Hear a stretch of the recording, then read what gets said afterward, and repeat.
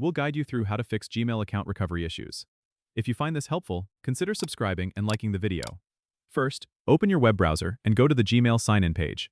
Enter your email address and click on Forgot Password below the password entry field. This will take you to the account recovery page.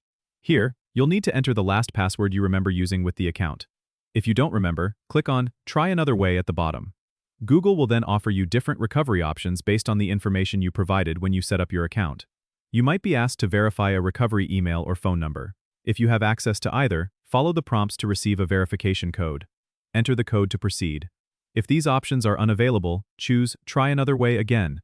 You might be asked to answer security questions or verify additional information. If you have set up two-factor authentication, you might receive a prompt on your registered device. Follow these prompts carefully. If you still can't access your account, Google will provide an option to fill out an account recovery form. Make sure you complete it with as much detail as possible to increase your chances of recovering your account. It's important to keep your recovery options updated in your Google account settings to avoid these issues in the future. Go to your account settings once you're back in, and make sure your recovery phone number and email are current. Don't forget to subscribe and comment if this helped you out.